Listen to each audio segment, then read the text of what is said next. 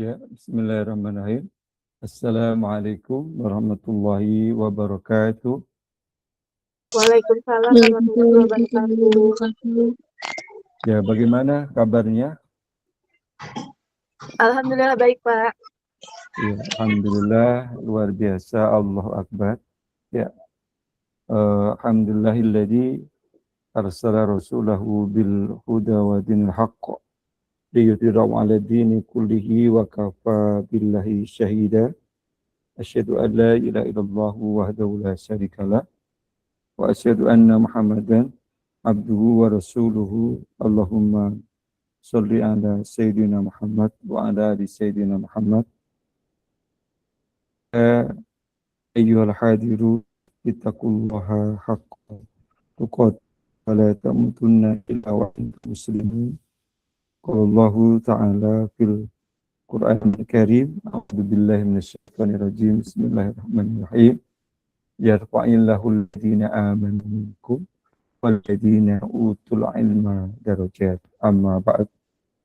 Saudara sekalian, para mahasiswa insyaallah dimuliakan oleh Allah Subhanahu wa taala. Puji syukur atas segala nikmat Allah berikan kepada kita. Salawat dan salam kepada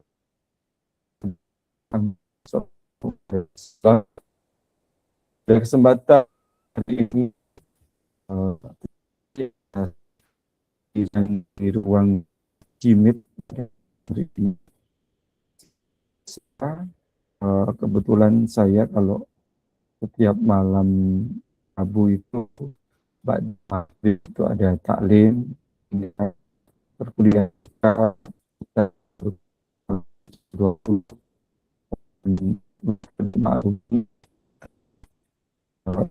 yang malam ini baru kita mulai untuk perkuliahan. Saya doakan semoga keikhlasan dan kehadiran mahasiswa sekalian oleh Allah Subhanahu wa taala dicatat menjadi amal yang solehah. Amin. Amal yang mulia. Amin ya rabbal alamin.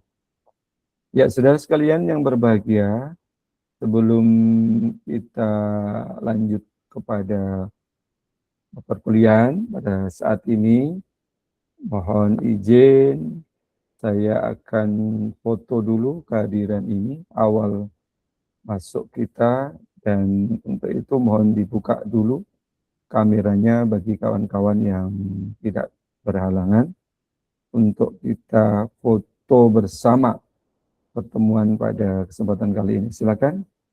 Terima kasih kepada Mas Ibnu yang sudah membuka kameranya. Kemudian Neng Ayu, ada Esti, ada Rahman, ada Tera. Silakan yang lainnya yang belum dibuka. Ya, silakan dibuka dulu. Dekatkan wajahnya pada kameranya biar kelihatan. Nanti pada waktu dikirim di kuliah online bisa kelihatan nampak wajahnya. Silakan didekatkan. 1, bentar. 1, 2, 3.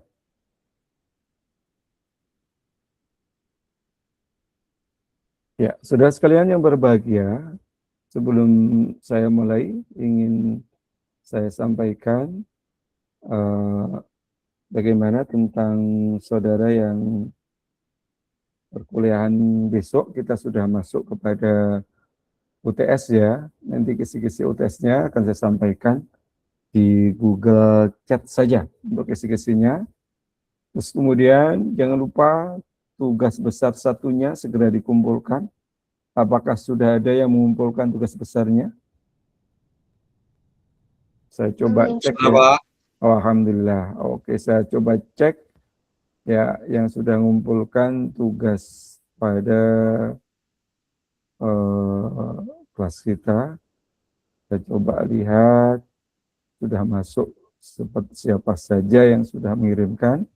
Jangan lupa karena nilai tugas itu diantaranya adalah TB1 ini dan juga tugas pada kuis dan forum itu bobot nilainya lebih besar dibanding dengan tugas UTS atau UAS. Saya berharap saudara sekalian bisa mengerjakan tepat waktu, jangan sampai terlambat. Ini saya coba lihat yang sudah mengumpulkan di kelas kita, yaitu C3259. Ya, sudah ada nama Egung, sudah alhamdulillah Egung. Ada Ahmad Handoyo sudah, Ibnu Mardianto sudah, ada Hidayat Wisaputra sudah, Wulan Setioningrum sudah, Naswa Aulia Ramadhani sudah, Natasha Nur Fadilah sudah, Nabila Intan Nur Aini sudah, Muhammad Febriansa sudah. Terima kasih yang sudah, dan kita tunggu ya yang belum, jangan terlambat. Nanti bila terlambat akan mengurangi terhadap poinnya. Jadi mohon dikerjakan tepat waktunya. Seperti mas-mas yang sudah, mahasiswa yang sudah mengirim, terima kasih ya atas semangatnya kuliah. Saya kasih love kepada yang sudah ngirim. Bagi yang belum mengirim, segera mungkin untuk bisa dikirimkan tugas TB1-nya. Oke. Jadi nanti tugas kita TB1 itu dikerjakan, kemudian kuis dan forumnya dikerjakan, diambil nilai rata-ratanya, kemudian ada nilai UTS, dan terakhir nanti adalah UAS. Jadi gitu ya, saudara sekalian. Sebelum saya mulai, ada lagi yang ingin saudara tanyakan terkait perkuliahan, absensi, dan lain sebagainya? Monggo, silakan.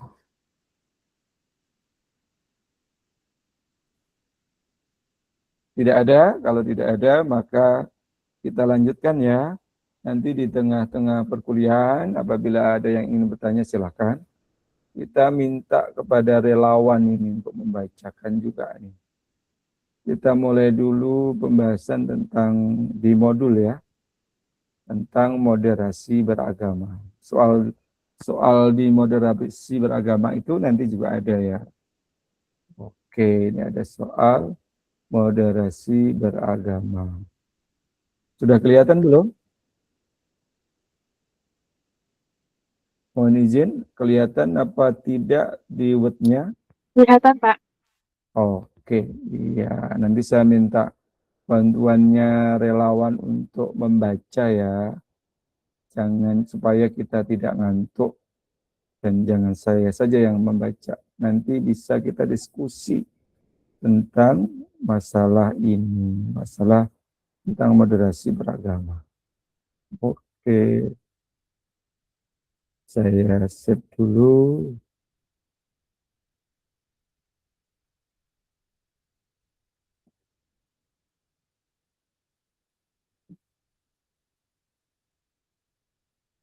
Ya, kita masuk pada moderasi beragama.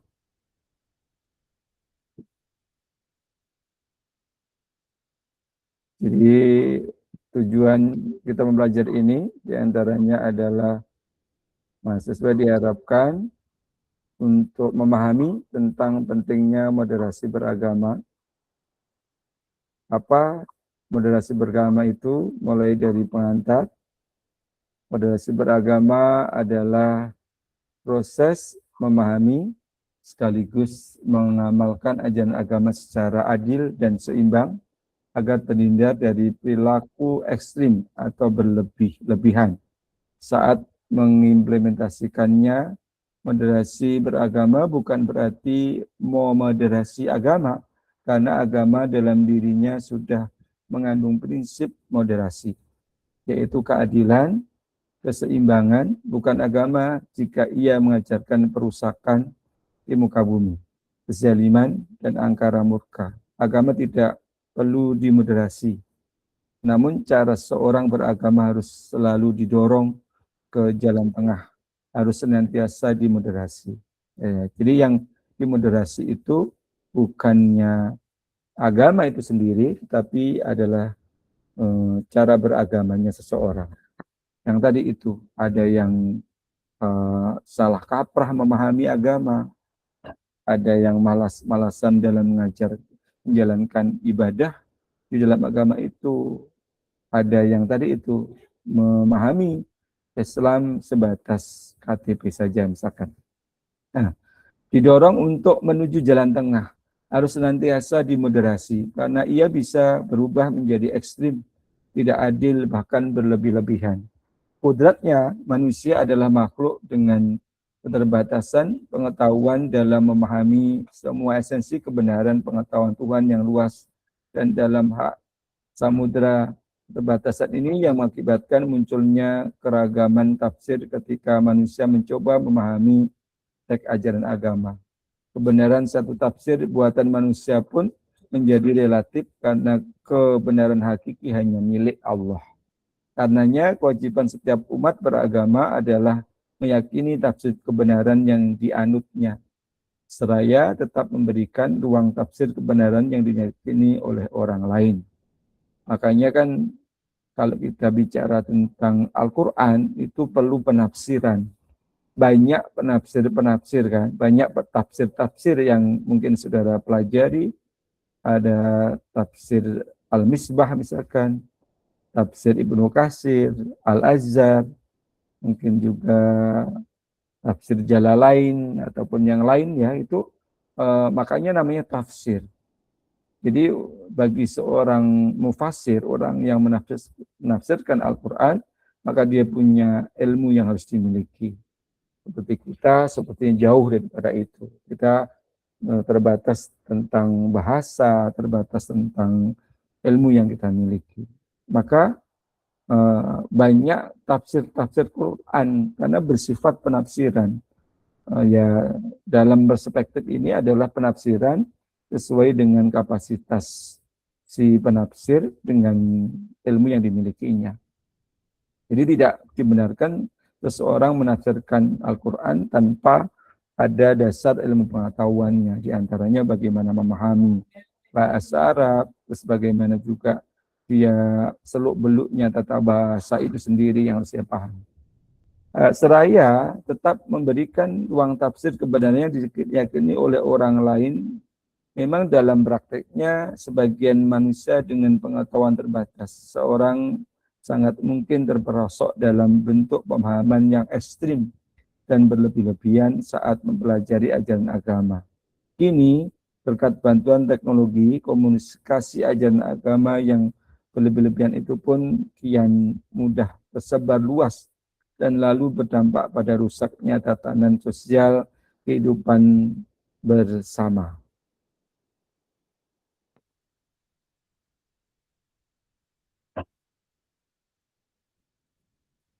Karenanya, moderasi beragama tepat menjadi obat penawar bagi munculnya ekstremitas dalam mempraktekkan ajaran agama. Saya sangat berharap modul ini dapat memberi pemahaman awal tentang moderasi beragama, penjelasan lebih mendalam tentang apa itu moderasi beragama, apa ia penting dalam konteks Indonesia, serta bagaimana strategi penguatan dan implementasinya. Dapat dibaca dalam modul moderasi beragama di sini ya. Kemudian kita lanjutkan pembahasan pentingnya moderasi beragama. Oke, ya saya langsung minta relawan ini dibaca nomor 1 sampai bawah. Silakan, siapa yang bisa punya waktu untuk membaca, silakan. Neng. Ayo silakan Mas Hidayat, silakan Mas Hidayat untuk dibaca Mas. Ya. Baik Pak, izin baca Pak. Ya, silakan Mas. Kelihatan penting dari A ya Pak. Ya. Pentingnya moderasi beragama. 1. Dalam 4 tahun terakhir, Kementerian Agama aktif mempromosikan pengaruh keutamaan moderasi beragama. Moderasi beragama adalah cara pandang kita dalam beragama secara moderat, yakni memahami dan mengamalkan ajaran agama dengan tidak ekstrim, baik ekstrim maupun ekstrim kiri. Ekstremisme, radikalisme, ujaran kebencian atau hate speech, hingga retaknya hubungan antar umat beragama merupakan problem yang dihadapi oleh bangsa Indonesia saat ini. Sehingga ada program pengarusutamaan moderasi beragama ini dinilai penting dan menemukan momentumnya. Bentuk ekstremisme terjewantahkan dalam dua bentuk yang berlebihan, dua kutub yang saling berlawanan. Satu pada kutub kanan yang sangat kaku dalam beragama, memahami ajaran agama dengan membuang jauh-jauh penggunaan akal. Sementara di pihak yang lain justru sebaliknya, sangat longgar dan bebas dalam memahami sumber ajaran Islam. Kebebasan tersebut tampak pada penggunaan akal yang sangat berlebihan, sehingga mendapatkan akal sebagai tolak ukur kebenaran sebuah ajaran. Ya, langsung Dua, Mas, nomor 2. Ya, lanjut, nomor 2. dua, arti moderasi beragama. Moderasi adalah jalan tengah. Dalam sejumlah forum diskusi, kerap terdapat moderator yang sangat menengahi proses diskusi, tidak berpihak pada siapapun atau pendapat manapun, bersikap adil kepada semua pihak yang terlibat dalam diskusi. Moderasi juga berarti sesuatu yang terbaik. Sesuatu yang ada di tengah biasanya berada di antara dua hal yang buruk. Contohnya, keberanian. Sifat berani dianggap baik karena ia berada di antara sifat ceroboh dan sifat takut. Sifat dermawan juga baik karena ia berada di antara sifat boros dan kikir. Dengan moderasi beragama, seseorang tidak ekstrim dan tidak berlebihan saat menjalani ajaran agamanya. Orang yang mempraktekannya disebut moderat. Oke, lanjut. Nomor 2 lagi. Nomor 3 ya. Konsep. Nomor 3, konsep moderasi beragama. Secara wasatiyah atau moderasi berasal dari akar kata memiliki beragam makna antara lain di tengah-tengah, berada di antara dua ujung. Adil, yang tengah-tengah, atau yang sederhana atau biasa saja. Kata wasat juga berarti menjaga dari sikap ifrat dan tafrit. Dalam kitab Mujamal al-Wasit, kata wasatan bermakna adulan dan khiaran, yaitu sederhana dan terpilih. Makna yang sama juga dikeluarkan oleh Ibnu Asyur, bahwa kata wasat berarti sesuatu yang ada di tengah, sesuatu yang memiliki dua ujung dengan ukuran masing-masing sebanding. Terdapat beberapa ayat Al-Quran yang menyebut kata wasat dan derivasinya, antara lain surat Al-Baqarah, surat kedua ayat 143 dan ayat 238. Surah Al-Qalam, Ya, surat oke. ke-48. Itu cukup, Pak. Ya, oke, cukup, Mas Hidayat. Oke, lanjutnya pada halaman berikutnya, siapa yang mau jadi relawan? Dan terima kasih ya Mas Hidayat telah memberikan waktunya untuk membaca. Nanti di YouTube ini saya rekam, nanti saudara bisa lihat kembali bacaan saudara. Setelah selesai perkuliahan, nanti ada video YouTube dari perkuliahan kali ini. Silakan, siapa lagi yang ingin jadi relawan membaca pada halaman berikutnya? Ayo semangat. Ya, ini halaman 4, berarti ke halaman 5 ini. Al-Qalam ayat 48. Ayo silakan, yang lain yang ingin dapat pahala.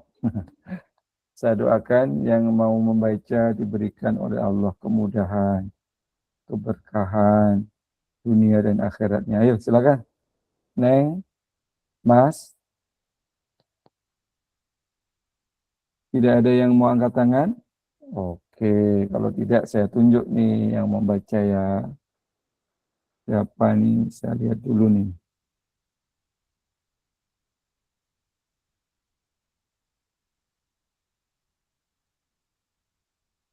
Silakan.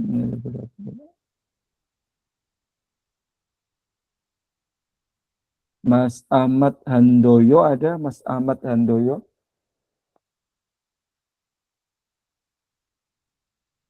Mas Ahmad ada di ruang? 1, 2, 3 lewat.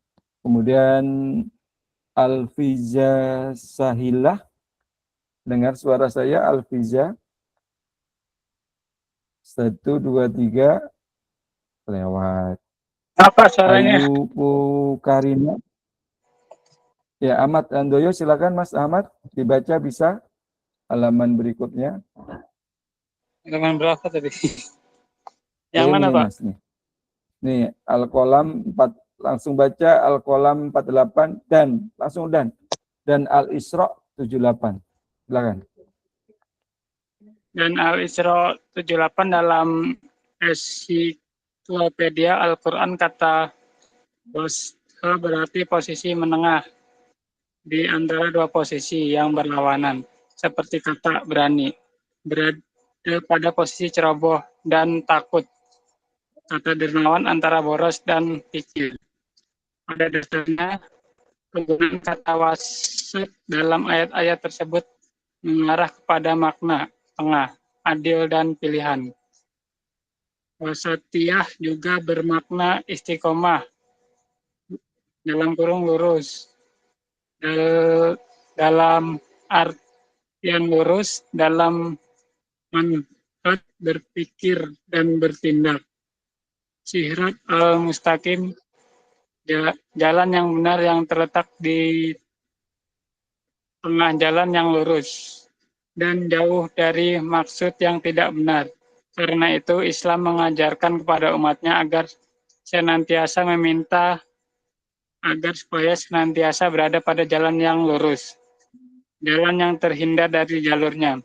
Orang-orang yang dimurkai Allah ya Yahudi dan bukan pula jalur orang-orang yang berbuat sesat.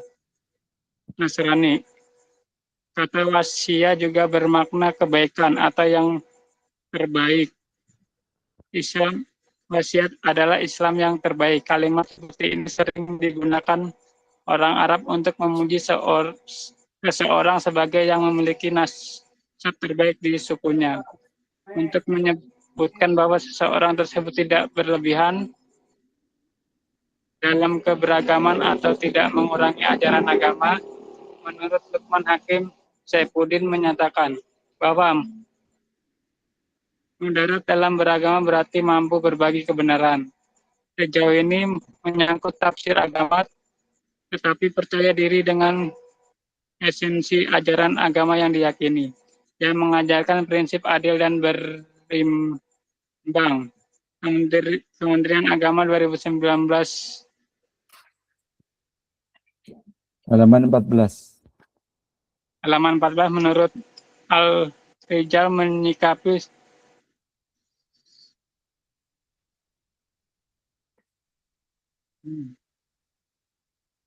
Ya, menurut Afrizal. Al-Rijal Nurdal Muklis 2005 halaman 213.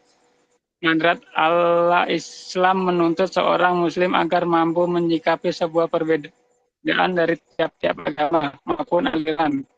Tidaklah perlu disama-samakan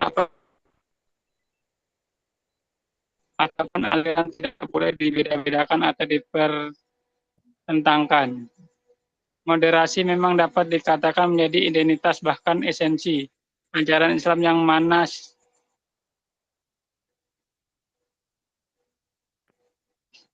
apa ke atas lagi Pak, hilang Pak.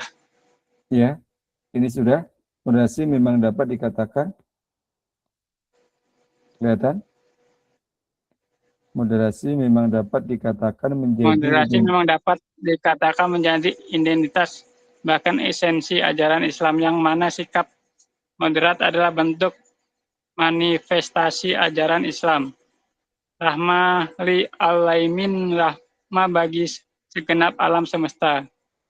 Nisa 2008 halaman 723.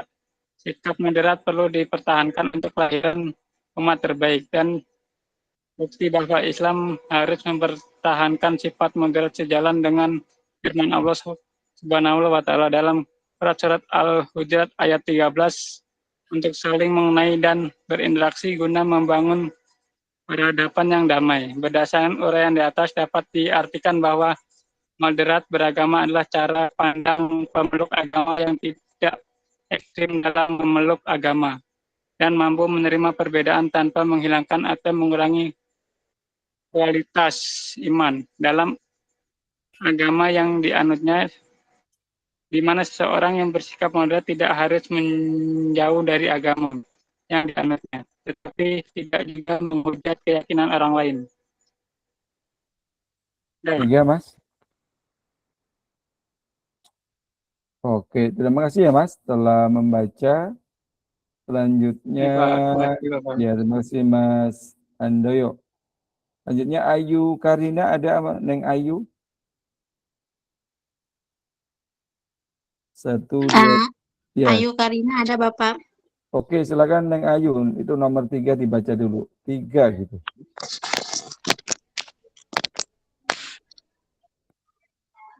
Tiga, bersifat ekstrim. Bisa dibaca? Boleh dinaikin lagi Bapak. Oke. Slide-nya. Ini nih, kelihatan 3, bersifat ekstrim. Masih belum kelihatan Bapak. Oke, sebentar. Ini di sini itu nomor 3 itu bersifat ekstrim. Belum kelihatan ya? Iya, di saya belum kelihatan Pak. Kalau naik yang dibaca tadi. Iya. Oke, bersifat ekstrim ini nggak kelihatan. Jangan ekstrim atau berlebihan, kelihatan nggak? Jangan ekstrim. Setengah doang tapi Pak, sampai di apa? titik yang pertama itu doang. Bunyinya apa yang saudara baca? Yang ada di situ, coba baca. Jangankan ekstrim atau berlebihan itu ya benar, itu langsung baca. Iya Pak. Jangan ekstrim, ya silakan dibaca. Iya Pak. Ya. Jangankan ekstrim atau berlebihan terhadap sesuatu yang jelas-jelas buruk seperti kesombongan, bahkan terhadap sesuatu yang dianggap baik pun, jika itu dilakukan berlebih-lebihan, implikasinya bisa menjadi buruk. Lihatlah sifat dermawan. Sifat ini sudah pasti baik karena ia berada di antara sifat boros dan sifat kikir. Tapi jika seseorang melakukan kedermawanannya secara berlebihan, ia bisa terjatuh dalam keborosan. Kalau sudah begitu, bahkan kebaikan pun bisa menjadi buruk. Jadi, kunci moderasi adalah tidak berlebih-lebihan, apalagi dalam masalah beragama. Kunci ini penting dipahami supaya tidak berlebih-lebihan, apalagi dalam kunci ini penting dipahami supaya setiap orang bisa memperhatikannya dalam kehidupan sehari-hari. Contoh paling mengambang adalah ketika seseorang pemeluk agama mengkafirkan saudaranya sesama pemeluk agama yang sama, hanya gara-gara mereka berbeda dalam paham keagamaan. Padahal hanya Tuhan yang Maha Tahu apa yang seseorang sudah masuk. Padahal hanya Tuhan yang Maha Tahu apakah seseorang sudah masuk kategori kafir atau tidak. Seseorang yang bersembahyang terus-menerus dari pagi hingga malam tanpa memperdulikan problem sosial di sekitarnya bisa disebut berlebihan dalam beragama. Seseorang juga bisa disebut berlebihan dalam beragama ketika ia sengaja merendahkan agama orang lain atau gemar menghina figur atau simbol suci agama tertentu. Dalam kasus seperti ini, ia sudah terjebak dalam ekstremitas yang tidak sesuai dengan prinsip-prinsip moderasi beragama. Oke, langsung A, sikap ekstrim lain, kelihatan? Kelihatan Pak. A, sikap ekstrim lain. Misalnya seseorang menyantap makanan atau mereguk minuman yang jelas-jelas haram menurut ajaran agamanya hanya karena alasan toleransi kepada umat agama lain, atau merusak rumah ibadah karena tidak setuju tidak setuju paham keagamaannya. Sikap ekstrim lainnya adalah mengikuti ritual pokok ibadah agama lain karena alasan tenggang rasa. Ini semua tidak bisa dibenarkan. Bersikap moderat cukup dengan menghormati orang lain dan tidak mengganggu satu sama lain. Ia sendiri harus menatap dengan kepercayaannya, tidak perlu mengendalikan keyakinan. Orang-orang moderat harus berada di tengah, berdiri di antara kedua kutub ekstrim itu. Ia tidak berlebihan dalam beragama, tapi juga tidak berlebihan menyepelekan agama. Dia tidak ekstrim menganggukkan teks-teks keagamaan tanpa menghiraukan akal atau nalar, juga tidak berlebihan mendewakan akal sehingga mengabaikan teks. Pendek kata, moderasi beragama bertujuan untuk menegahi serta mengajak kedua kutub ekstrim dalam beragama untuk bergerak ke tengah, kembali pada esensi ajaran agama, yaitu memanusiakan manusia. Lanjut bagian B. Posisi orang moderat orang moderat di antara dua kutub ekstrim. Orang moderat harus berada di tengah, berdiri di antara kedua kutub ekstrim itu. Ia tidak berlebihan dalam beragama, tapi juga tidak berlebihan menyepelekan agama. Dia tidak ekstrim menganggukkan teks-teks keagamaan tanpa menghiraukan akal atau nalar, juga tidak berlebihan mendewakan akal sehingga mengabaikan teks. Pendek kata, moderasi beragama bertujuan untuk menegahi serta mengajak kedua kutub ekstrim dalam beragama untuk bergerak ke tengah, kembali pada esensi ajaran agama, yaitu memanusiakan manusia. Prinsipnya ada dua, adil dan berimbang. Ya, terima kasih Neng Ayu sudah membaca. Iya. Oke, Makasih, terima Pak. kasih. Semoga dapat pahala ya. Lanjutnya Iya. ada Faisah Civian, ada dengar Faisah Civian? Faisah tidak dengar. Kemudian kita lanjutkan Fatur Rahman. Mas Fatur Rahman ada? Iya Pak, ada Pak. Silakan Mas dibaca. Bentar Mas, saya naikkan. Baik Saya Pak. naikkan dulu. Ya, ini Mas yang dibaca. Bersikap adil berarti gitu. Kelihatan Mas? Bersikap adil berarti menempatkan segala sesuatu. Silakan Mas. Baik Pak. Ya. Sikap adil segala sesuatu pada tempatnya. Raya melaksanakannya secara baik dan secepat mungkin. Sedangkan sikap berimbang berarti selalu berada di tengah di antara dua kutub. Dalam hal ibadah, misalnya, seorang moderat yakin bahwa beragama adalah melakukan pengabdian kepada Tuhan dalam bentuk menjalankan ajarannya yang berorientasi pada upaya untuk memuliakan manusia. Orang yang ekstrim sering terjebak dalam praktek beragama atas nama Tuhan hanya untuk membela keagungannya saja, seraya mengenyampingkan aspek kemanusiaan. Orang beragama dengan cara ini rela membunuh sesama manusia atas nama Tuhan, padahal menjaga kemanusiaan itu sendiri adalah bagian dari inti ajaran agama. Bagian C.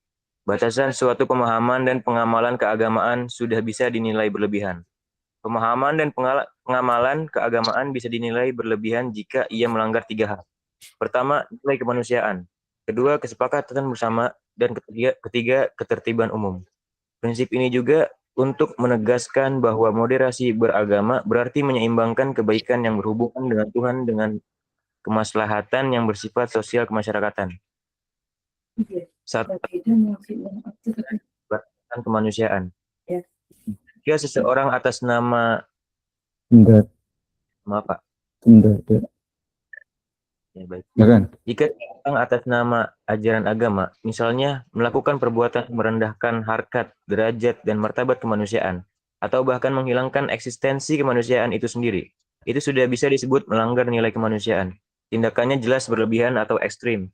Contoh konkretnya, dengan dalih jihad agama, seseorang meledakkan bom di tengah pasar lalu puluhan bahkan ratusan orang tak bersalah tewas seketika. Ini jelas tindakan ekstrim. Yang kedua, contoh lain yang lebih gamblang. Ketika seseorang sedang beribadah, lalu ada orang lain di dekatnya yang hampir mati akibat terjatuh ke dalam sumur, maka dia wajib membatalkan ibadahnya untuk kemudian membantu saudaranya yang terjatuh ke dalam sumur itu. Ibadah kepada Tuhannya bisa ia lakukan setelah menolong saudaranya itu. Contoh lain, seorang dokter harus bergegas menunaikan kewajiban beribadah, namun ia saat yang sama ada pasien dalam kondisi darurat harus segera ditangani dan tidak dapat ditangguhkan. Terima kasih Mas Fatur Rahman ya, Mas Fatur ya. Oke, Makasih, makasih ya Mas. Oke, kita lanjutkan. Mas Hidayat Dwi Saputra, tadi apa udah baca ya Mas Hidayat? Mas Hidayat? Sudah Pak, sudah Oke, Pak tadi pertama siap. Pak.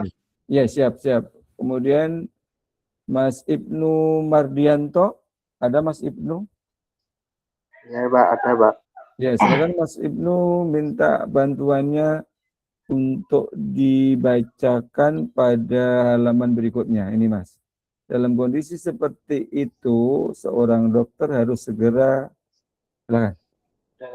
Dalam kondisi seperti itu, sang dokter harus segera menyelamatkan pasiennya dan menunda ibadahnya untuk kemudian melaksanakan kewajiban agamanya setelah menolong pasien tersebut. Bahkan watak kemanusiaan ini pula membawa seseorang yang beragama untuk dapat menghargai alam dan nyawa makhluk semesta lainnya, hewan sekalipun. Contoh, dalam Islam, seseorang hendak melaksanakan sholat harus bersuci dan berwudu terlebih dahulu dengan air. Andai sesuatu ketika ia hendak berwudu dengan air terbatas, lalu ia tiba-tiba di sampingnya ada anjing merayap kehausan membutuhkan air untuk minum, mana yang harus ia dahulukan? Orang ini harus menolong anjing itu lalu mencari alternatif lain untuk bersuci, misalnya bertayamum atau bersuci dengan debu. Itulah semangat keseimbangan yang ditekankan dalam modernisasi beragama. Jadi agama harus diamankan untuk menebarkan rahmat dan kasih sayang sebagai bagi alam dengan segala isinya. Jika engkau melihat seekor semut terpleset dan terjatuh di air, maka angkatlah dan tolonglah. Barangkali itu menjadi penyebab ampun bagimu di akhirat. 3. Contoh melanggar batasan kesepakatan bersama. Contohnya ia seorang atas nama ajaran agama melanggar butir-butir Pancasila, Undang-Undang Dasar 1445, dan Negara Kesatuan Republik Indonesia atau NKRI, yang salah satu menjadi kesepakatan bersama bangsa Indonesia dalam berbangsa dan bernegara itu sudah bisa dinilai dengan ekstrim dan melanggar dalam hal kehidupan bermasyarakat. Niscaya juga banyak peraturan yang telah disepakati bersama oleh seluruh warga di lingkungan tempat tinggal. Jika seorang warga atas nama agama yang dianutnya melanggar kesepakatan bersama yang telah ia setujui tersebut, maka ia menganggap berlebih-lebihan. Contoh, melanggar batas ketertiban umum. Jika seseorang atas nama ajaran melanggar ketertiban umum, itulah sudah bisa dinilai beragama secara berlebihan. Misalnya, jika seseorang memaksa diri beribadah di tengah keramaian lalu lintas yang menyebabkan kemacetan bahkan rawan menimbulkan kecelakaan, maka ia sudah melanggar batas ketertiban umum. 4. Orang moderat memahami kemanusiaan adalah salah satu esensi agama kemanusiaan yang diyakini sebagai fitrah agama yang tidak mungkin diadakan. Agama ajarkan bahwa menjunjung tinggi kemanusiaan adalah inti pokok agama. Tuhan diyakini menurunkan agama dari langit ke bumi ini justru untuk melindungi kemanusiaan. Pendek kata, inti pokok ajaran agama adalah untuk menjaga kemanusiaan, bukan untuk menghancurkan kemanusiaan itu sendiri. Jadi ya, terima kasih Mas Ibnu. Terima kasih Mas. Terima kasih Mas Ibnu. Semoga menjadikan pahala atas relawan membacanya. Kita lanjutkan. Minta tolong teruskan kepada Muhammad Haikal.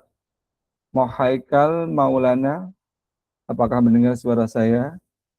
Mas Muhammad Haikal. Tidak mendengar.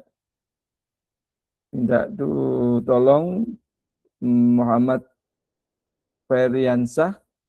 Apakah mendengar? Muhammad Febriansah.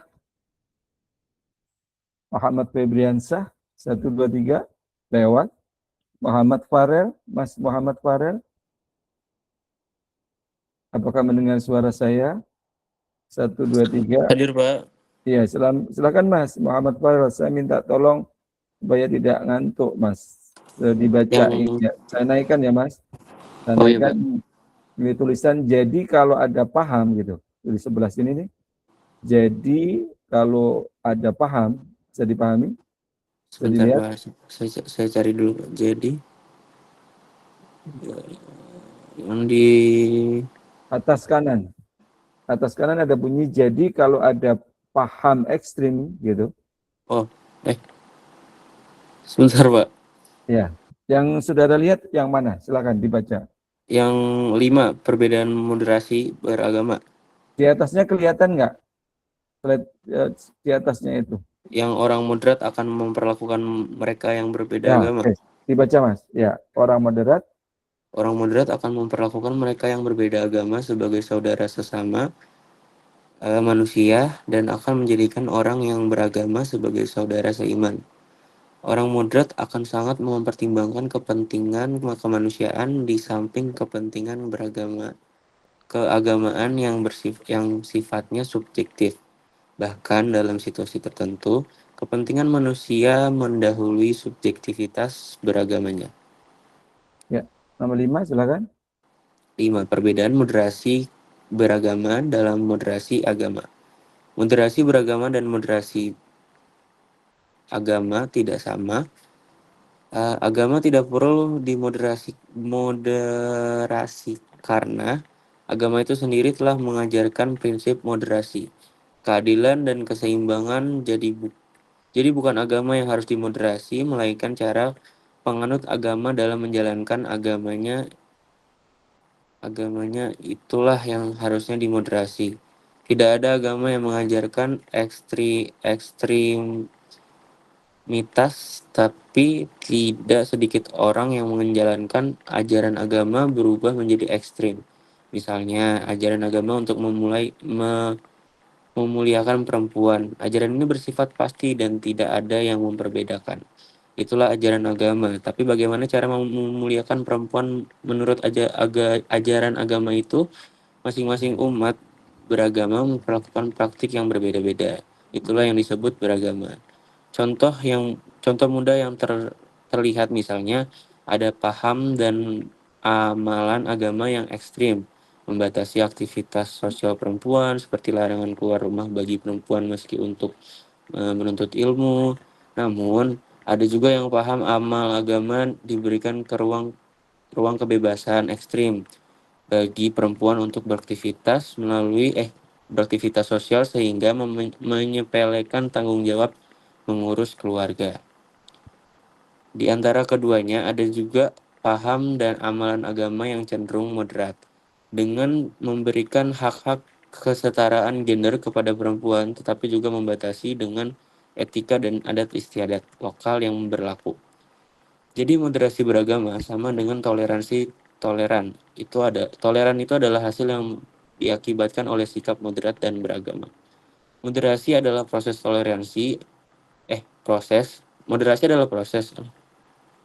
Toleransi adalah hasilnya, sehingga seorang yang moderat bisa jadi tidak setuju atau satu tafsir ajaran agama, tapi ia tidak menyalahkan orang lain yang berbeda pendapat dengannya. Begitu juga seorang yang moderat niscaya punya kepihakan atas suatu tafsir agama, tapi tidak akan memaksakan berlaku untuk orang lain. Iya. Terima kasih Mas Farel Siapa? telah memberikan waktunya untuk membaca walaupun kondisi mungkin ngantuk, lelah dan sebagainya. Kita lanjutkan. Siapa lagi yang mau jadi relawan? Saya, Pak. Oke, silakan Neng Tera. silakan dibaca Neng Tera. Ya, Neng, silakan lanjut. 6. Cara membedakan pokok agama dan tafsir agama. Untuk bisa memilah mana wilayah pokok agama yang harus dibela secara teguh dan mana wilayah tafsir ajaran agama yang terbuka untuk berbeda.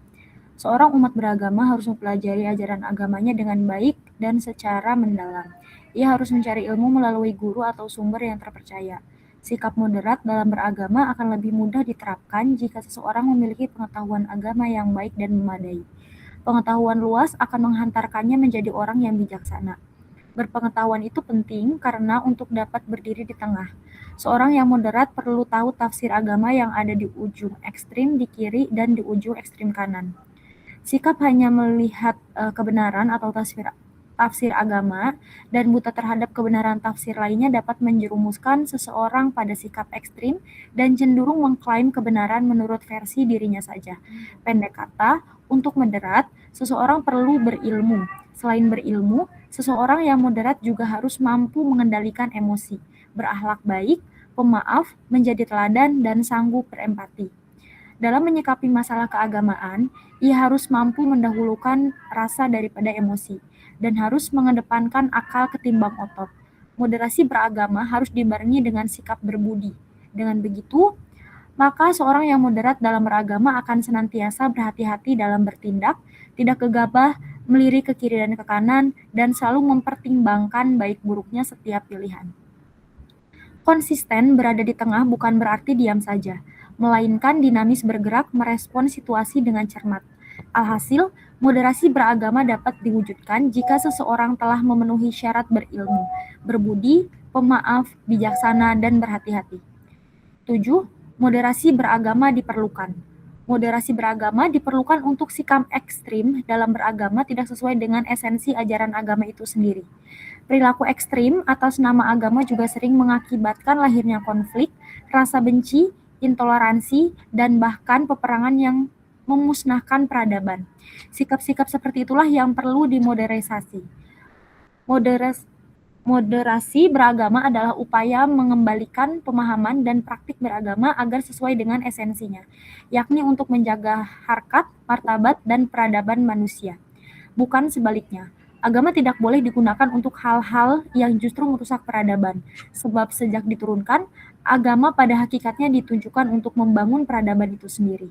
Iya, terima kasih Neng Tera, suaranya yang sudah menghiasi malam hari ini. Saya lanjutkan, siapa lagi yang mau jadi relawan? Ya, silakan Mas Raka. Ya, Mas Raka silakan. Kita lanjut pada slide berikutnya, pada halaman 11, Mas Raka. Apakah kelihatan nomor 8, moderasi dikenal dalam sejarah Islam? Silakan Pak. Ya, silakan Mas. Ya, silakan. 8. Moderasi dikenal dalam sejarah Islam. Moderasi sudah lama dikenal sebagai prinsip hidup dalam sejarah umat manusia. Dalam mitologi Yunani kuno, prinsip moderasi sudah dikenal dan dipahatkan pada inskripsi patung Apollo di Delphi dengan tulisan Meden Agan, yang berarti tidak berlebihan. Prinsip moderasi saat itu sudah dipahami sebagai nilai untuk melakukan segala sesuatu secara proporsional atau tidak berlebihan. Seorang yang moderat dalam hal makanan misalnya, akan menyantap segala jenis makanan, tapi membatasi porsinya agar tidak menimbulkan penyakit. Moderasi juga dikenal dalam tradisi berbagai agama. Jika dalam Islam ada konsep wasatiyah, dan dalam tradisi Kristen ada konsep golden mean. Dalam tradisi agama Buddha ada Majjhima Patipada, dalam tradisi agama Hindu ada Madhyamika, dan dalam Konghucu juga ada konsep Zongyong. Begitulah dalam tradisi semua agama, selalu ada ajaran jalan tengah. Semua istilah dalam setiap agama itu mengacu pada satu titik makna yang sama, yakni bahwa memilih jalan tengah di antara dua kutub ekstrim dan tidak berlebih-lebihan merupakan sikap beragama yang paling ideal. Lalu 9, menempatkan moderasi beragama dalam konteks Indonesia. Moderasi beragama adalah bagian dari strategi bangsa ini dalam merawat Indonesia sebagai bangsa yang sangat beragam. Sejak awal para pendiri bangsa sudah berhasil mewariskan satu bentuk kesepakatan dalam berbangsa dan bernegara, yakni Negara Kesatuan Republik Indonesia. Aduh, hilang Pak. Jadi yang telah nyata. yang telah nyata berhasil menyatukan semua kelompok agama, etnis, bahasa, dan budaya. Indonesia disepakati bukan negara agama, tapi juga tidak memisahkan agama dari kehidupan sehari-hari warganya. Nilai-nilai agama dijaga, dipadukan dengan nilai-nilai kearifan dan adat istiadat lokal. Beberapa hukum agama juga dikembangkan oleh negara. Ritual agama dan budaya berjalin berkelindan dengan rukun dan juga damai. Itulah sesungguhnya jati diri Indonesia, negeri yang sangat agamis, dengan karakternya yang santun, toleran, dan mampu berdialog dengan dengan keragaman. Moderasi beragama harus menjadi bagian dari strategi kebudayaan untuk merawat jati diri kita tersebut. Tegaknya moderasi beragama perlu dikawal bersama, baik oleh orang per orang maupun lembaga, baik masyarakat maupun negara. Kelompok beragama yang moderat harus lantang bersuara dan tidak lagi memilih menjadi mayoritas yang diam. Bahkan keterlibatan perempuan juga akan sangat penting dalam upaya memperkuat moderasi agama. Ya, terima kasih Mas Raka sudah membaca. Bantu selanjutnya siapa yang mau lagi untuk jadi relawan? Mas Raka masih di jalan. Hati-hati di jalan, Mas. Ya, saya suka semangatnya saudara yang di jalan masih mau. Oke, ya Neng Fitri, silakan Neng Fitri Zakiah untuk dibaca pada slide berikutnya, yaitu pada halaman 12. Oke. Neng Fitri kelihatan ini? Silakan. Kelihatan Pak, dari Silakan. yang mengingat ya Pak. Ya. Baik, mengingat kekerasan atas nama agama bisa saja dilakukan baik oleh laki-laki maupun perempuan. Setiap komponen bangsa harus yakin bahwa Indonesia memiliki model sosial untuk memperkuat moderasi agama. Model sosial itu berupa nilai-nilai budaya lokal, kekayaan keragaman adat istiadat, tradisi bermusyawarah, serta budaya gotong royong yang diwarisi masyarakat Indonesia secara turun-temurun. Model sosial itu harus kita rawat demi menciptakan kehidupan yang harmoni dalam keberagaman budaya etnis dan agama. Jika dipikul bersama, Indonesia dapat menjadi inspirasi dunia dalam mempraktikkan moderasi beragama. 10. Peran yang harus dijalankan oleh negara. Dalam rangka menciptakan masyarakat yang moderat dalam beragama, negara perlu hadir memfasilitasi terciptanya ruang publik untuk menciptakan interaksi umat beragama. Jangan sampai negara malah melahirkan regulasi dengan sentimen agama tertentu yang diskriminatif dan diberlakukan secara umum di ruang publik. Kehadiran negara harus memfasilitasi bukan mendiskriminasi. B. Faktor penunjang dan penghambat moderasi beragama. Perubahan sikap dan pembentukan sikap memiliki faktor yang dapat mempengaruhinya. Antara lain, A. Pengalaman pribadi adalah menjadi dasar dalam pembentukan sikap. B. Pengaruh orang dianggap penting. C. Pengaruh kebudayaan. D. Media massa. E. Lembaga agama dan lembaga pendidikan. F. Faktor emosional. 2. Faktor penghambat penerapan moderasi bangsa.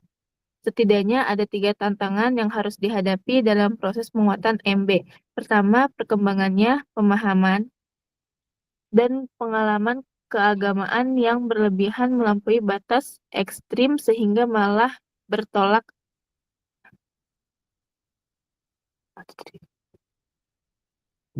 ke ini Pak. Ya, maaf. Kelihatan. Sehingga, ya, lanjut atau udah Pak? Lanjut. Oke. Sehingga malah bertolak belakang dengan esensi ajaran agama. Esensi ajaran agama adalah memanusiakan manusia. Pemahaman keagamaan disebut berlebihan dan ekstrim jika justru mengingkari nilai kemanusiaan. Dengan mengatasnamakan agama, tantangan kedua adalah munculnya klaim kebenaran atas tafsir agama. Ada sebagian orang yang merasa paham tafsir keagamaannya sajalah yang paling benar, lalu memaksa orang lain yang berbeda untuk mengikuti pahamnya, bahkan bila perlu dengan menggunakan cara paksaan dan kekerasan. Ini yang disebut melampaui batas dan berlebihan dalam beragama. Jadi, klaim kebenaran sepihak lalu memaksakan kehendak. Tantangan ketiga, pemahaman yang justru merongrong atau merusak ikatan kebangsaan. Contohnya pemahaman orang atas nama agama lalu menyalahkannya. Pancasila mengharamkan hormat bendera,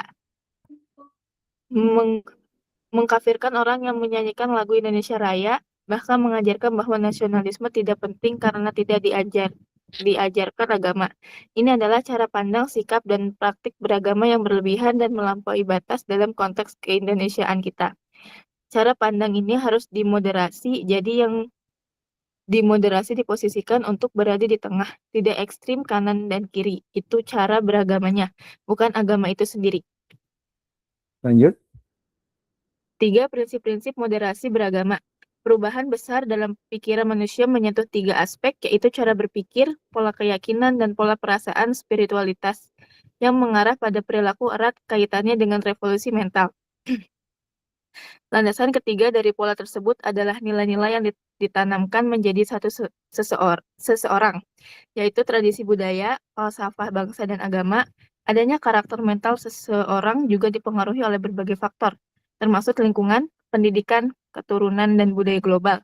Mental mengacu pada pikiran manusia yang kemudian bermanifestasi melalui cara berpikir, perilaku, perasaan, serta keyakinan sehingga melahirkan suatu tindakan.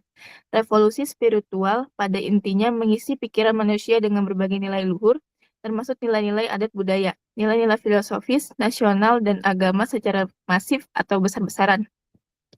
Dalam rangka membentuk karakter yang baik, 28 atas dasar nilai-nilai yang disebutkan di atas, pada dasarnya moderasi beragama dalam Al-Quran mengacu pada beberapa prinsip.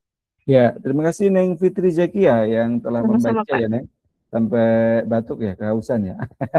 Terima kasih Neng. Lanjutnya siapa lagi nih yang mau baca prinsip dalam moderasi beragama? Muhammad Febriansyah, Mas, silakan Mas. Muhammad Oke, baik Pak. Oke, silakan Mas, itu langsung bawahnya baca. Prinsip universalitas. Pemahaman keagamaan seseorang harus mengacu pada prinsip universalitas. Coba, maaf. Ya, oke. Pemahaman keagamaan seseorang harus mengacu pada prinsip universalitas Islam sebagai agama yang damai. Prinsip ini harus berangkat dari argumen bahwa Tuhan menciptakan banyak golongan, dan pada masing-masing golongan diberikan utusan yang bertujuan untuk menciptakan kedamaian dengan berpedoman pada ajaran tahun yang universal. 29 untuk menerapkan prinsip ini. Kelompok masyarakat harus mempunyai pengetahuan seluas-luasnya mengenai tema-tema yang berpotensi untuk disalahpahami atau dipahami secara sempit. Oleh sebab itu, manusia harus memiliki sikap keterbukaan dan sifat universalitas keilmuan tanpa dibatasi oleh sekat-sekat ideologi, jenis lembaga maupun unsur kedaerahan. Dewasa ini Islam yang dipercaya sebagai rahmatan lil alamin banyak dihujat akibat sebagai muslim yang menampilkan eksistensi moderasi beragama dalam Al-Quran. Eksistensi moderasi beragama dalam pandangan Islam disebut juga eksistensi Islam wasatiyah yang merupakan suatu prinsip yang harus dimiliki oleh setiap umat Islam sehingga karakter dengan tersebut Islam mampu menjadi sentral di tengah kehidupan umat manusia. Dalam Islam, moderasi tidak dapat digambarkan wujudnya kecuali setelah terhimpun dalam satu kesatuan unsur pokok, yaitu kejujuran, keterbukaan, kasih sayang, dan keluasan. Allah berfirman dalam Al-Quran surat Al-Fat ayat ke-27 yang berbunyi, Laqad sadaqallahu rasulahu ra'ya bil haq la tazulna masjidal haram inna sya'allahu amin wa aminin muhalakina ru'usakum wa muqassirina la takhafuna fa'alima ma lam ta'lamu faza'ala min duni dzalika fatha qariba. Sesungguhnya Sesungguhnya Allah akan membuktikan kepada Rasul-Nya tentang kebenaran mimpinya dengan sebenarnya, yaitu bahwa sesungguhnya kamu pasti akan memasuki Masjidil Haram, insya Allah dalam keadaan aman, dengan mencukur rambut kepala dan mengguntingnya. Sedang kamu tidak merasa takut, maka Allah mengetahui apa yang tiada kamu ketahui dan Dia memberikan sebelum itu kemenangan yang dekat. Kementerian Agama 2019 514. Rasul pernah bermimpi memasuki kota Mekah dan mengajarkan tahwaf di Baitullah. Kemudian beliau menceritakan mimpi ini kepada para sahabatnya. Ketika itu Rasul berada di Madinah. Ketika mereka melakukan perjalanan pada tahun terjadinya perjanjian Hudaybiyah, tidak ada satu kelompok pun dari mereka yang meragukan bahwa mimpi tersebut akan terjadi pada tahun ini.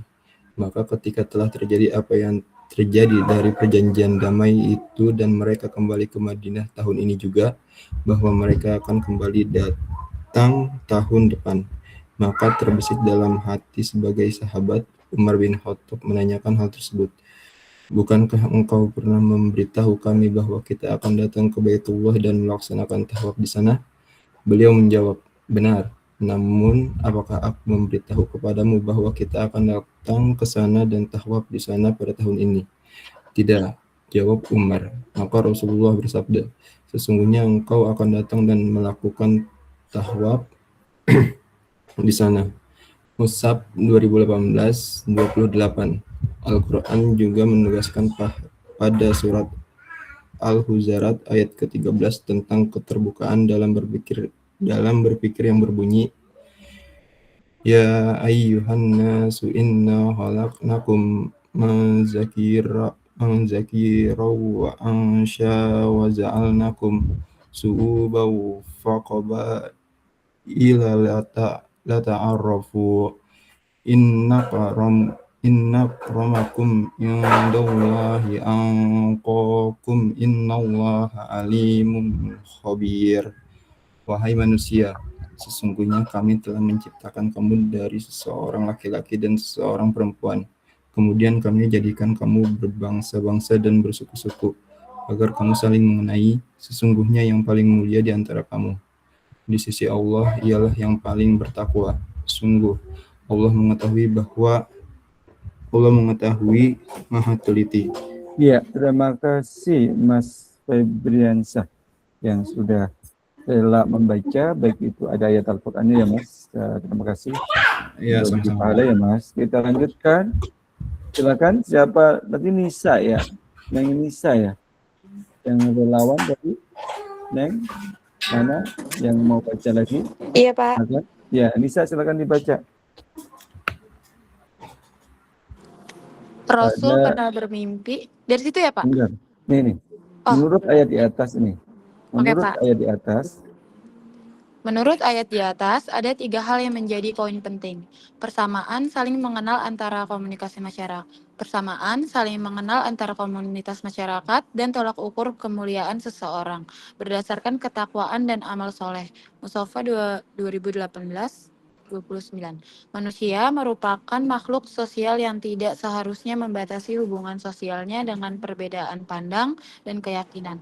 Maka saling mengenal dan terbuka adalah prinsip wasatiyah yang memang harus dipenggang oleh umat Islam. Prinsip kasih sayang juga termaktub dalam Al-Quran surah At-Taubah ayat 128 yang berbunyi, Laqad ja'akum rasulun min anfusikum azizun alaihi ma anittum harisun alaikum bil mu'minina raufur rahim. Sungguh telah datang kepadamu seorang rasul dari kaummu sendiri, berat terasa olehnya penderitaanmu, sangat menginginkan keimanan dan keselamatan bagimu. Amat belas kasihan lagi penyayang terhadap orang-orang mukmin. Kementerian Agama 2019. Kata Sa'ifa memiliki makna kelemahan, lembutan, dan kasih sayang. Kata ini juga menurut pakar bahasa Arab, Az-Zazzaz, sama dengan rahmat. Jika rahmat itu sedemikian besar, maka kata Sa'ifa menjadi Safiho. Safiho ya Pak? Iya. Safiho. Dan pelakunya Sa'ifa. Musafa 2018 ayat 30.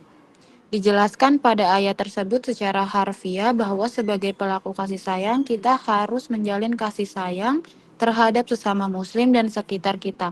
Allah Subhanahu wa taala juga berfirman tentang sikap luas terhadap sesama dalam Al-Qur'an, surah Al-Baqarah ayat 256 yang berbunyi la ikraha fid dini qad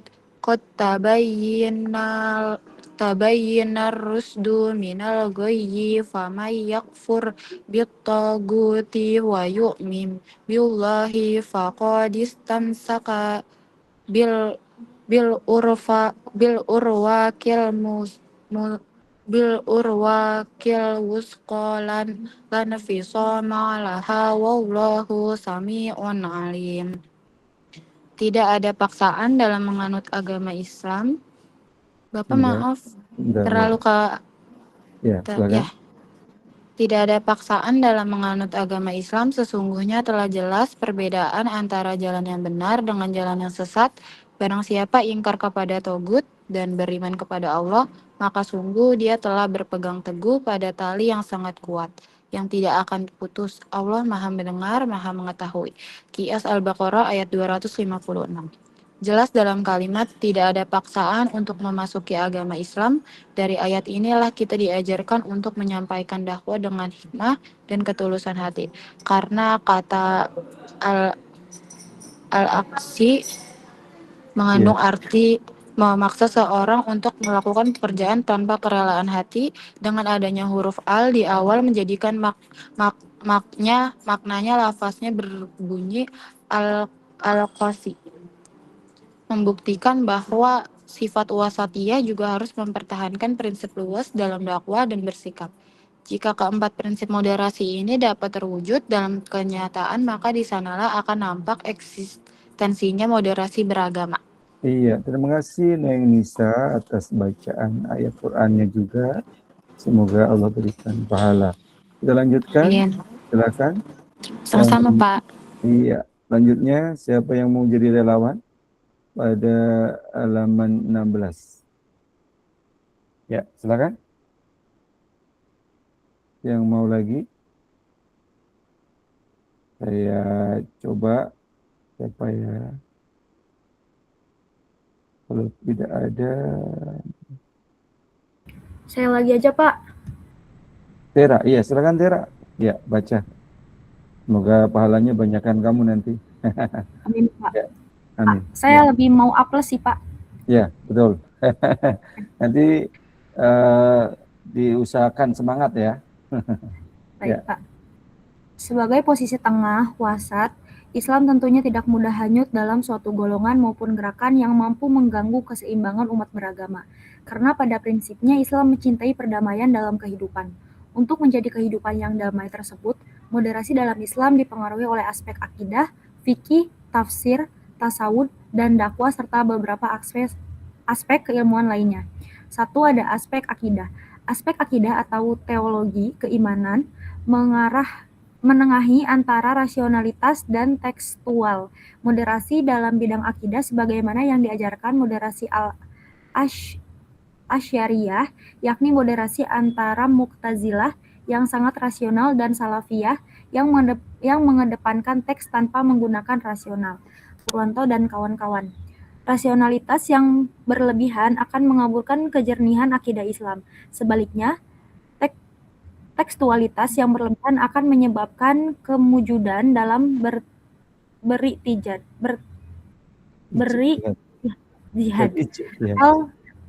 Hal seperti itu merupakan cara pandang yang dapat membahayakan umat Islam, karena dapat menimbulkan perpecahan yang mengancam integrasi umat Islam. 2. Aspek fikih dan syariah. Wasatiyah dari segi syariah memandang bahwa dialektika antara teks dan realitas harus selalu setara dalam mengeluarkan sebuah hukum. Karena apa yang tertuang dalam Al-Quran dan hadis tidak pernah berseberangan dengan kemaslahatan umat manusia. Dalam hal ini, dialektika antara teks dan realitas sejalan dalam mengeluarkan sebuah hukum. Hukum yang ada memberikan kemudahan bagi manusia tanpa melupakan dalil nakli. 3. Ada aspek tafsir. Penafsiran Al-Quran pada dasarnya dilakukan untuk membuka muatan-muatan nilai yang terkandung di dalamnya. Namun untuk menggali muatan-muatan nilai yang terendam dalam teks-teks Al-Quran, tidak semua orang dapat melakukannya. Karena ada beberapa persyaratan yang harus dimiliki oleh seorang mufasir. Sebagaimana yang kita ketahui dari kesepakatan ulama tafsir dan ilmu Al-Quran tentang ketetapan persyaratan yang harus dimiliki oleh seorang mufasir. Pada mufasir dari kalangan tradisionalis modern, umumnya dapat dikatakan sebagai mufasir yang memiliki kompetensi dan persyaratan sebagai mufasir. Namun, pada mufasir dari kalangan tradisionalis pada umumnya masih terjebak pada pembahasan gramatikal bahasa yang cenderung penuh kehati-hatian dan terkadang terkesan kaku. Seorang penafsir harus mengkontekstualkan Al-Quran dengan dirinya sendiri, dalam artian menemukan makna asli teks melalui kajian bahasa dan sebab turunnya ayat serta kondisi kemasyarakatan secara umum pada saat turunnya sebuah ayat, yaitu dengan cara mengkontekstualkan Al-Quran dengan dunia kontemporer pada masa ini. Lanjut, 4.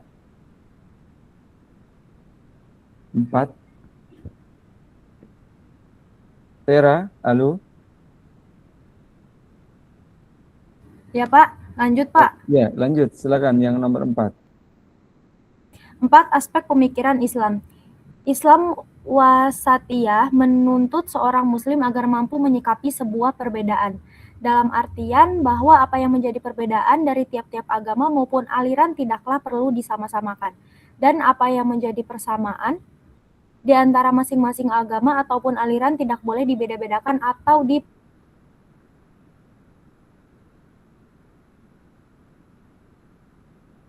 Iya, Nen? Kelihatan tidak? Dibeda-bedakan atau di mana tadi?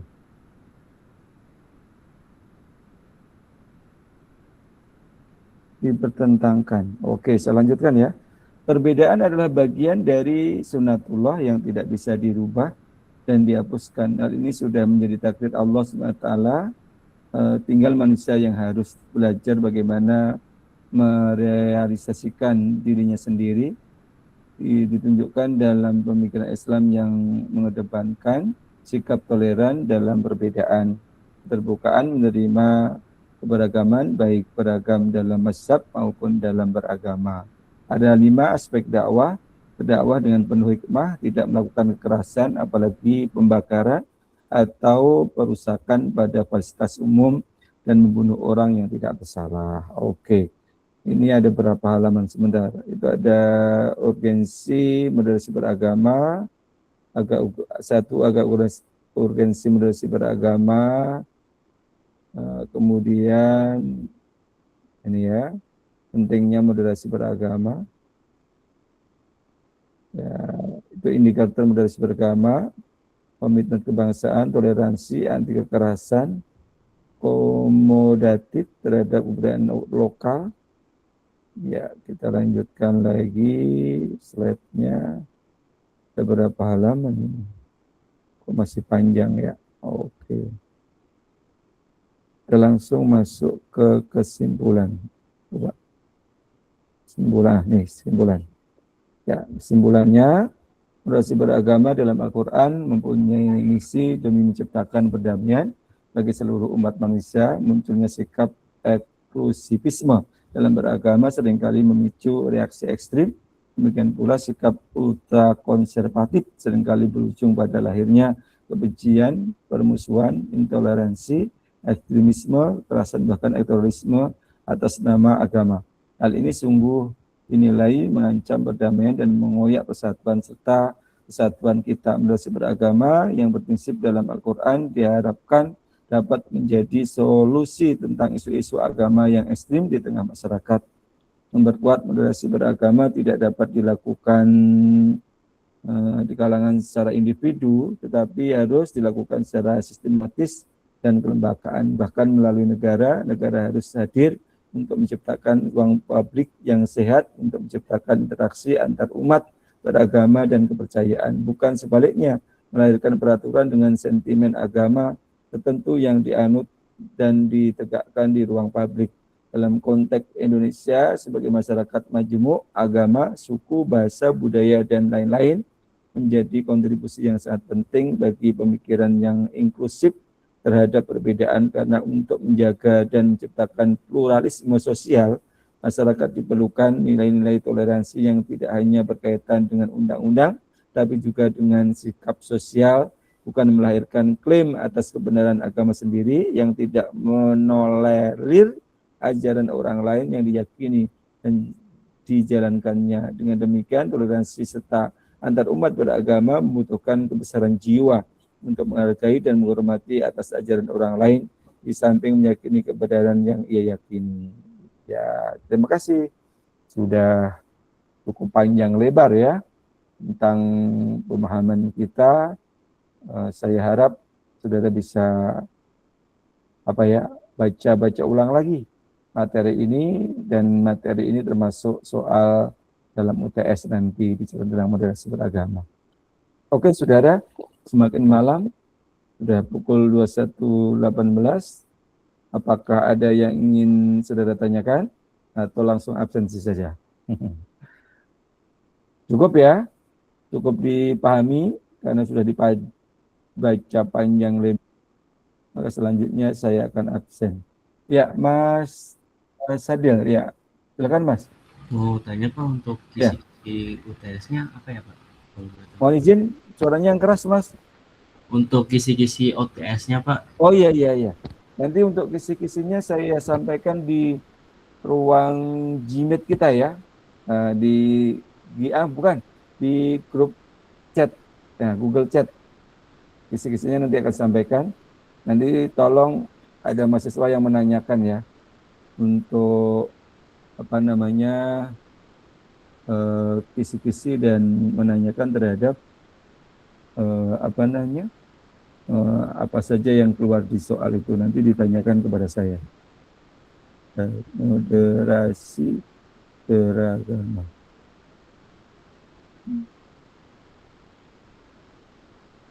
Bentar. Hari ini kita bahas tentang pentingnya. Oke. Terus jangan lupa itu tugas TB-nya ya. Segera pekan ini dikumpulkan di link yang sudah saya sampaikan linknya. Ini kok saya absen nggak bisa ya.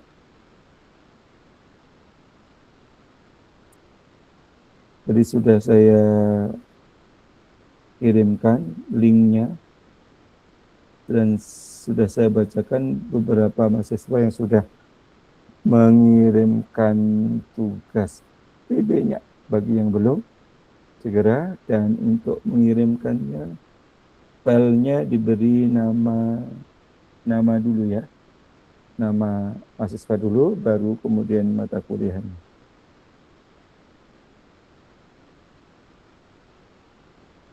UTS-nya tanggal berapa? Ada yang tahu?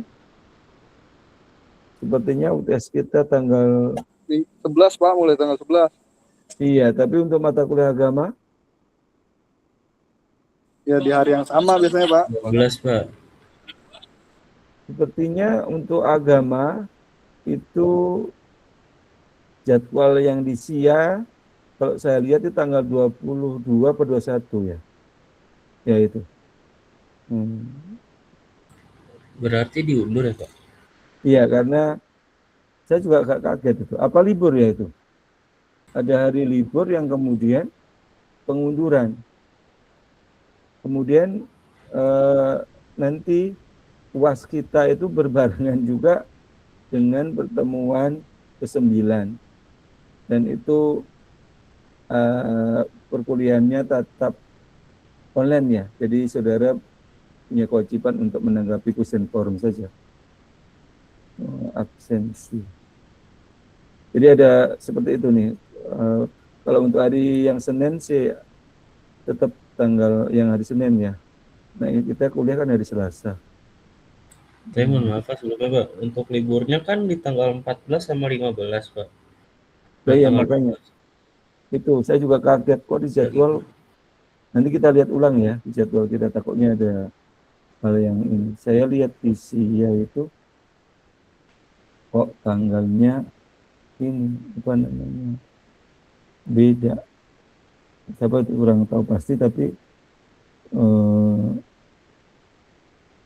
tadi kan ada rapat tadi itu, ada rapat yang memberi kabar bahwa perkuliahan kita untuk ujiannya itu dimundurkan di jadwal, tapi nanti dilihat lagi jadwalnya. Semoga tidak ada perubahan. Semoga juga tidak usah mundur ya. Bentar. Baik Pak. Ya, absensinya kelihatan tidak? Mohon izin. Kelihatan tidak absensinya? Kelihatan Pak. Oke, Natasha, ada Natasha Nurfadila. Hadir Pak, hadir. Ayu Karina.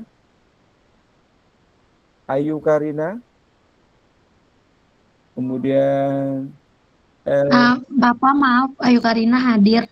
oke, siap. Ya, kemudian Elvia Sapitri Pardede. Kemudian Cantika Agustina. Hadir Bapak. Muhammad Rifki Nafis. Hadir Pak Rifki. Rudi Hadi Mulyadi. Rudi Hadi. Tera Octavia. Tadi hadir Tera ya. Yulistio Hadir Bapak, hadir. Fatur Rahman. Hadir Pak. Nabila Intan Nuraini. Hadir Pak. Marnah Takesa. Hadir Pak. Tasa Rahma Putri. Tasya hadir Bapak. Ika Januari. Ika hadir Pak. Nisa Ambarwati. Hadir Pak. Faisah Ovian ya. Faisah. Sipian Bapak, hadir. Ya, oke. Fitri Handayani.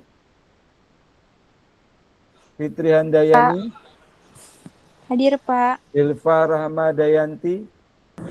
Hadir Pak. Santia ZA. Cynthia hadir Pak. Ya, Cynthia. Kemudian Raka Prasetya. Raka hadir Pak. Ita Handayani. Hadir Pak. Oke. Dian Purnama Kolbi. Hadir Pak. Iis Iskawati. Hadir Pak. Sain. Hadir Pak. Dinda Marsa Saputri. Dinda Marsa hadir Pak. Muhammad Farel Asadel Putra. Hadir Pak. Fitri Zakia. Hadir Pak. Siti Anissa. Hadir Bapak. Afina Zahra Putri Santoso. Afina Zahra. Halimah Sadia.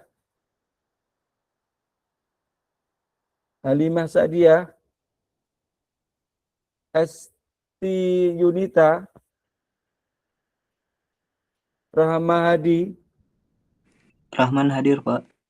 Naswa Aulia Ramadhani. Hadir Pak. Muhammad Haikal Maulana. Izin Pak, Haikal tadi lagi di jalan Pak. Oke, Alfiza Sahila. Alfiza hadir Pak. Panji Prastiawati. Panji hadir Pak. Naswa Raidatu. Nasma ya. Nazma hadir Bapak. Wulan Setioning Rom. Hadir Bapak. Yoga Ferdiansah. Mas Yoga juga lagi di jalan tadi Pak. Tadi izin. Rodia.